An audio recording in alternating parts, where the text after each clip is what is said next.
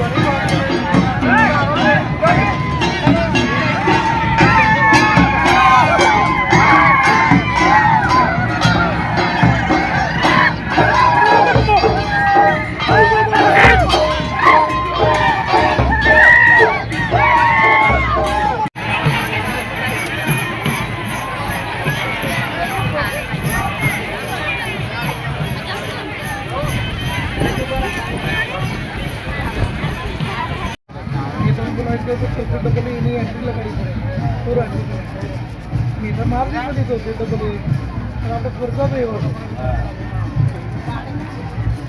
double का तो खर्चा भी हो